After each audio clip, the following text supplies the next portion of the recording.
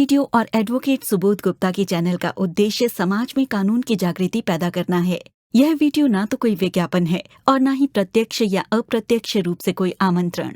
Video में कही गई बात कानूनी सलाह नहीं है और न ही एडवोकेट सुबोध गुप्ता इसकी पूर्ण सत्यता और प्रामाणिकता का दावा करते हैं। यह वीडियो अगर शिक्षाप्रद लगे तो लाइक, सब्सक्राइब और शेयर करना मत भूलें। जय हिंद। कई बार मैंने लोगों को देखा है कि वो कोर्ट में दूसरे पक्ष का जो वकील होता है उसको देख के ही घबरा जाते हैं। एक क्लाइंट मुझे कहती हैं कि सर, जब वो सामने वाले पार्टी के वकील आते हैं कोर्ट में तो मेरे दिल की धड़कन तेज़ हो जाती है। एक क्लाइंट ने मुझे कहा कि सर, वो जो सामने वाले वकील हैं उस पार्टी के, उनकी मूछें ही इतनी भयानक हैं और दाढ़ी कि उसको देख के ही मुझे घबराहट हो जाती है। आमतौर पे क्लाइंट्स ये भी कहते हैं अपने वकीलों को कि सर, सामने वाली पार्टी का वकील तो कोर्ट में बहुत ज़ोर ज़ोर से चिल्ला चिल्ला के बातें करता है, तो आप भी वैसा ही करिए, क्योंकि वो बहुत ज़ोर ज़ोर से कोर्ट में चिल्लाता है और दूसरे पक्ष पे और जज पे दबाव बनाने की कोशिश करता है, गवाहों पे दबाव बनाने की कोशिश करता है और इनडायरेक्टली मुझे धमकाने या डराने की कोशिश करता है। तो इस तरह के बातें मैं आमतौर पे सुनता रहता हूँ, जहाँ पे एक आम इंसान डर जाता है दूसरे के वकील को देख के और अपने वकील पे भी ये दबाव बनाता है या ये उससे उम्मीद करता है या एक गलत धारणा अपने मन में बिठाता है कि जो वकील कोर्ट में ज़ोर ज़ोर से चिल्ला के बातें करेगा, बड़ी बड़ी मूछें रखेगा, अपने साथ 10 जूनियर को आके लाके खड़ा करेगा, वो ज़्यादा जीतने का हकदार होगा या उसका प्रभाव कोर्ट में ज़्यादा होगा। ऐसी गलत धारणा अपने मन में मत बिठाएं आप। देखिए, कोर्ट में जो कोर्ट रूम है वहाँ पे 3 पढ़े लिखे बुद्धिजीवी इंटेलेक्चुअल लोगों के बीच में डिस्कशन होता है और वो 3 लोग हैं कोर्ट में बैठे हुए आदरणीय जज साहब, आपके वकील और दूसरी पार्टी के वकील।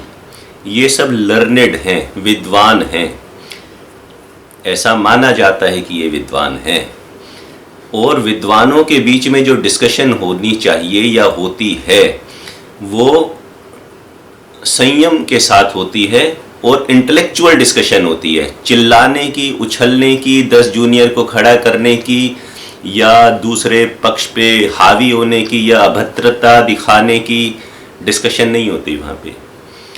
कोर्ट की जो लैंग्वेज है वो हिंदी है, इंग्लिश है, मराठी है, गुजराती है, वो सेपरेट बात है।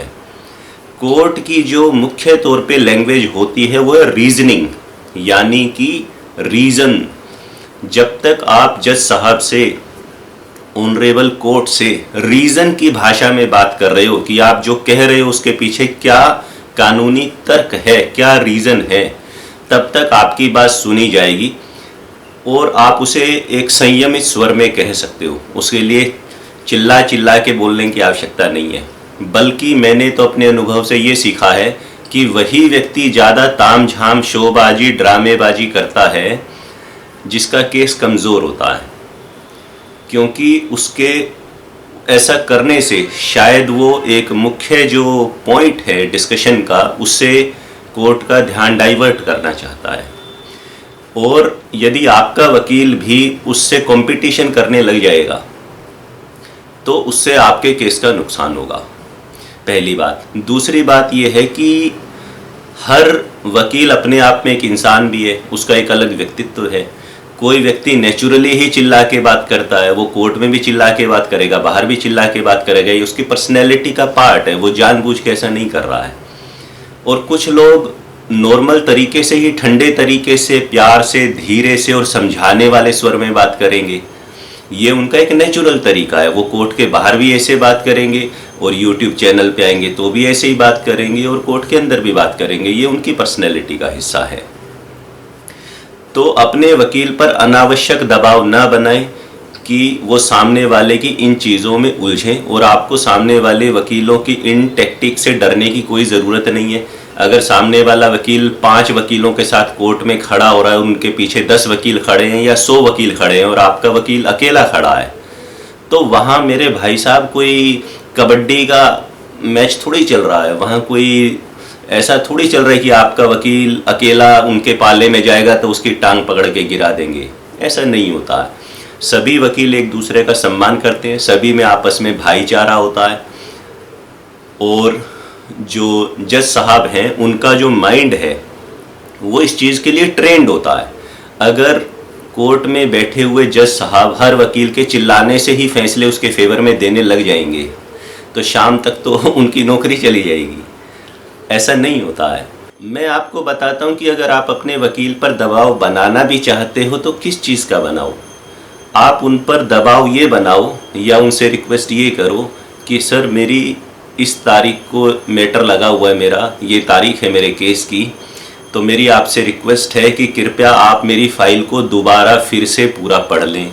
क्योंकि एक वकील के पास बहुत सारे केस होते हैं, उसके जीवन में भी व्यक्तिगत समस्याएं होती हैं किसी भी और इंसान की तरह। तो आप दबाव ये बनाएं कि सर मेरी फ़ाइल आप दोबारा पूरे से पढ़ लें। क्या आपको केस के सारे तथ्य, तारीखें, इम्पोर्टेंट बातें फिर से याद हैं या नहीं है? क्योंकि पिछली तारीख तो हो सकता है 3 महीने पहले पढ़ी हो कि 6 महीने पहले पढ़ी हो। इस तारीख पे सर कोर्ट में क्या काम होना है, इस तारीख में जो काम होना है उसके लिए हमें क्या कोर्ट में कोई एप्लीकेशन देनी है या कोई एफिडेविट देना है या कुछ और करना है, उसकी तैयारी क्या हो गई है, उसमें कोई मेरे रोल की मेरी ज़रूरत है क्या, मैं आपसे मिलूं क्या, मैं आप मुझसे कुछ पूछना चाहते हो क्या, कहीं पे मेरे सिग्नेचर चाहिए क्या। तो पहला है प्रिपरेशन, तैयारी। तो वकील जब आपका कोर्ट में जाए तब आप भी ये इंश्योर करें कि वो उस तारीख के लिए तैयार हों सभी तथ्यों के साथ। कौन कौन से कानून आपके केस पे लागू हो रहे हैं, क्या उन्होंने वो सारे कानून पढ़ लिए हैं, उनमें से कौन से कानून ऐसे हैं जो आपको फेवर कर रहे हैं, कौन से कानून ऐसे हैं जो आपको फेवर नहीं कर रहे हैं। क्या जो तारीख पे जो बात होनी है उससे रिलेटेड कोई ऑनरेबल सुप्रीम कोर्ट का या किसी ऑनरेबल हाई कोर्ट का कोई जजमेंट है क्या, उसे रिसर्च करके सर प्लीज़ आप निकाल लें ताकि हमारे केस में हेल्प मिल सके। तो दबाव बनाना है तो इन चीज़ों का बनाइए। दबाव इन चीज़ों का मत बनाइए कि आप भी चिल्लाइए, आप भी 10 वकील लेकर आइए, आप भी बड़ी मूछें रखिए, आप भी भारी आवाज़ में बात कीजिए। तो ये सब चीज़ें निरर्थक हैं। इसी तरह कोर्ट में जो दूसरी चीज़ प्रिपरेशन के बाद काम आती है वो आती है प्रेजेंटेशन। प्रेजेंटेशन एक कला है, हर व्यक्ति के पास नहीं है, गॉड गिफ्ट है और एक्सपीरियंस से आती है। तो कब क्या बोलना है और कब क्या नहीं बोलना और सिलसिलेवार कैसे बोलना है कि जज साहब को समझ में आ जाए उतनी बात जितनी वो समझना चाहते हैं और जितनी आप समझाना चाहते हो। इसके लिए कोर्ट में रिलैक्स होने के बावजूद भी भयंकर कंसंट्रेशन की ज़रूरत होती है। अगर मैं चीखने चिल्लाने लग जाऊंगा कोर्ट में तो उससे जो मेरी कंसंट्रेशन है दिमाग की वो डिस्टर्ब होगी। तो जो व्यक्ति ज़्यादा चीखेंगे, ज़्यादा चिल्लाएंगे और शोर मचाएंगे वो एक मीनिंगफुल आर्ग्यूमेंट कोर्ट के सामने नहीं कर पाएंगे। हो सकता है वो तारीख पे एडजमेंट ले लें, वो तारीख पे फैसला आपके फेवर में ना आए, परंतु अगर यही स्ट्रेटजी उनके वकील कंटिन्यू रखेंगे अपोजिट पार्टी के तो आपके जीतने के चांस बढ़ते चले जाएंगे। अगर आपके वकील साहब कंसंट्रेशन के साथ अपनी तैयारी कर रहे हैं और कंसंट्रेशन के साथ अच्छे तरीके से कोर्ट के सामने चीज़ों को प्रेजेंट कर रहे हैं। दोस्तों, विनम्रता का, पोलाइटनेस का कोई सब्स्टिट्यूट नहीं होता। पोलाइटनेस सबको अच्छी लगती है। तो जितना आपके वकील साहब जज से पोलाइटली बात करेंगे और दूसरे पक्ष के साथ भी पोलाइटली बात करेंगे और कोर्ट के स्टाफ के साथ भी पोलाइटली बात करेंगे, उतना उनके व्यक्तित्व की चमक आपके केस पर भी पड़ेगी।